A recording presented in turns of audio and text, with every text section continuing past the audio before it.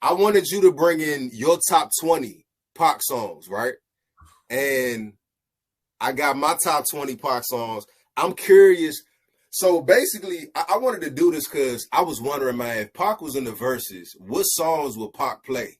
You know what I'm saying? That was something that Man. I was thinking about. You know what I'm saying? If he was Man. battling a Nas or battling Jay or Biggie or whoever, what would he play? So you want to do your list first, or you want me to do mine? I don't have it in no particular order. I ain't gonna lie to you. Me neither. I don't have it in order either.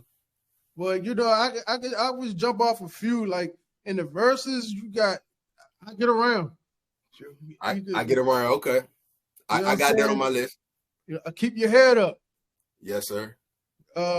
California Love. Okay. For the he could get sexy with it. How do you want it? With you know. All those on my list. Of course, Dear Mama. You know what I'm saying? Yeah, for Probably sure. one of those top. You could argue that one of the top greatest songs out that ever do it. What, Dear Mama? Yeah.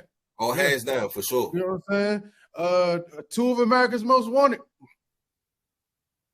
Okay. With Snoop. Come on, man. Whew. Yeah. So Many Tears. Okay. I got Only God Can Judge Me. Okay. I got Ambitious as a Rider. Mm-hmm. I got Brenda's Got a Baby. Now hold up. So another reason why I wanted to see what difference will we have, right? So Only God Could Judge Me. I missed that one. Cause I should have had that on my list.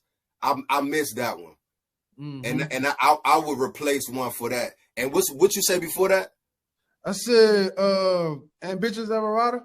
Okay, yeah, I had that. So go ahead. As a Rider. What else I got? I got Brenda Got a Baby. Okay. I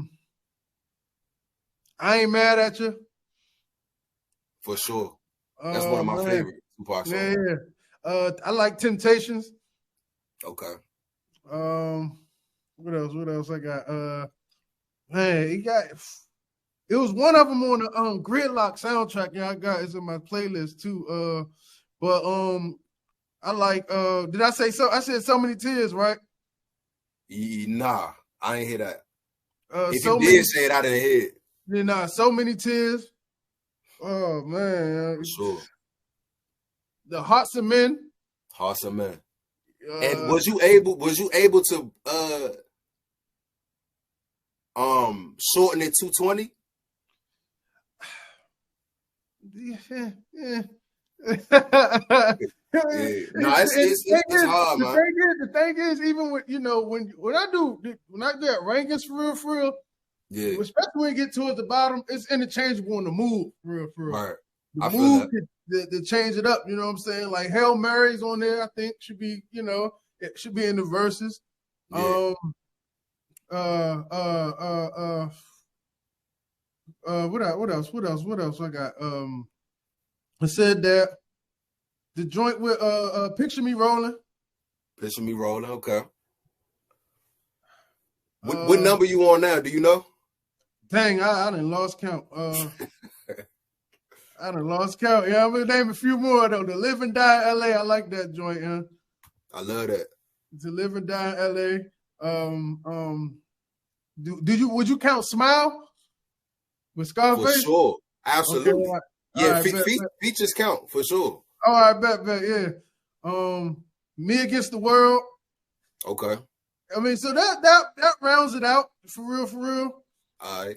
Yeah, it's crazy because some of my favorite Tupac songs that show you how big his catalog is. Cause to get it to 20, I had to take off some of my favorite songs. Like I'm missing Scandalous. I love Scandalous, you know? Yeah. And this gonna blow your mind.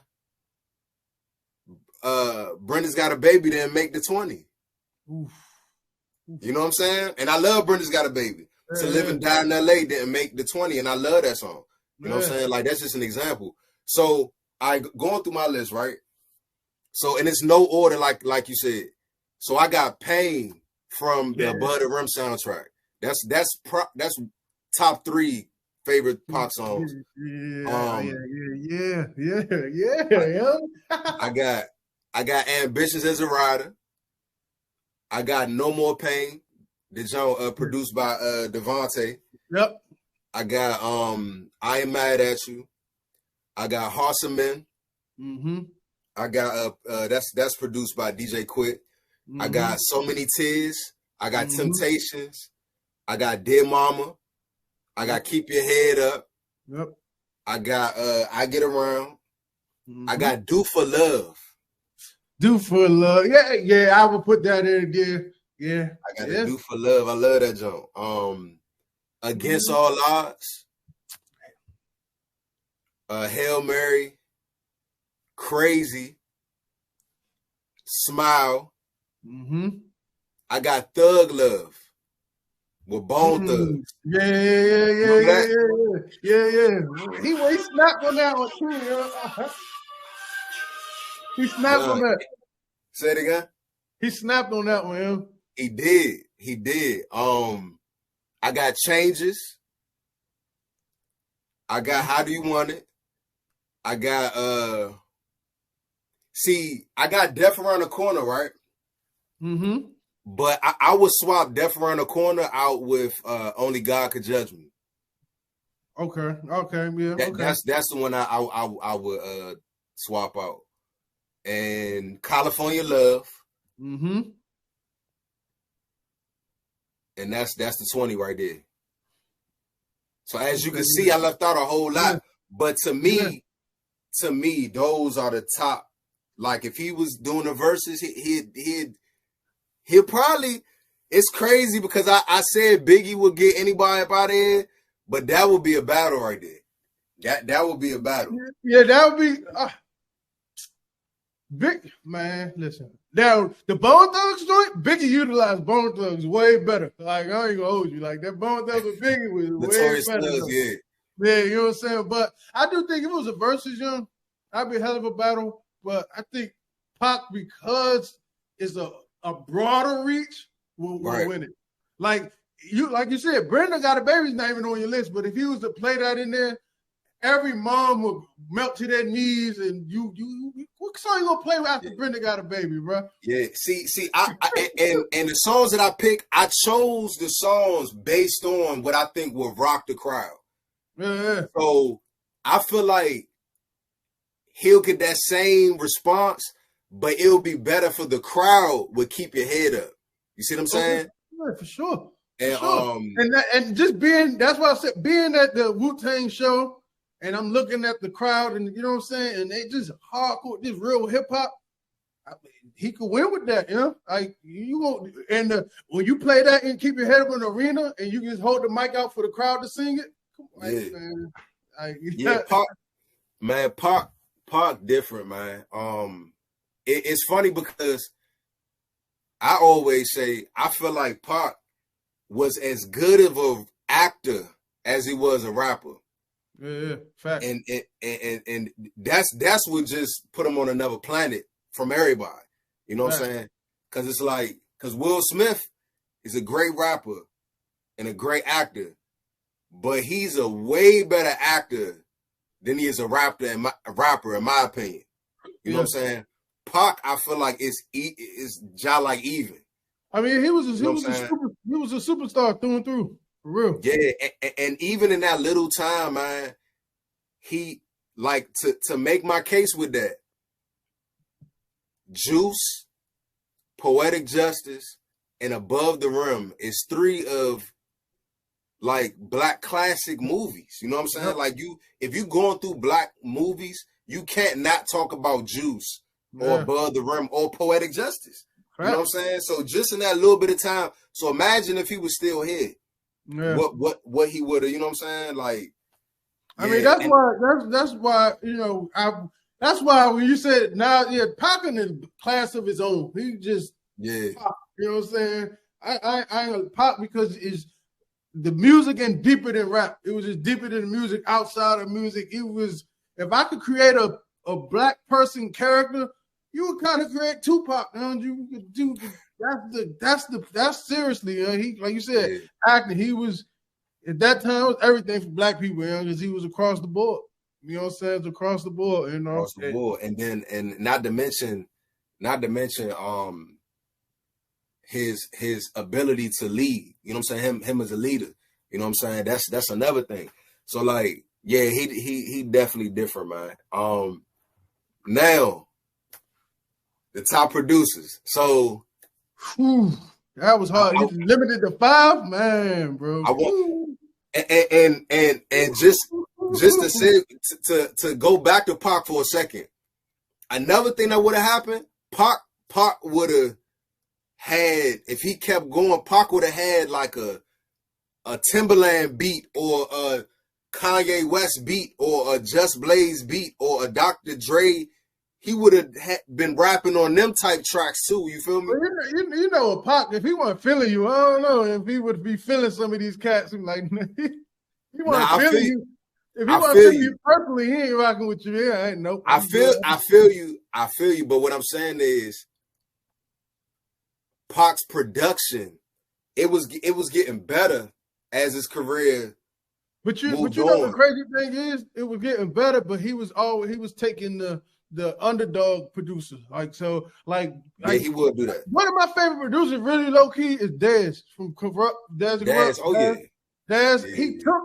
Dez told the story when people wasn't really. Pac said, "Boom," and he took it and put him on for real. Like, he got on them and, "Here, get on my album." So Pac was always kind of going after not the hot producer. He was going after the underground one that was hot, putting them on and then making. He put him on, but he put him on.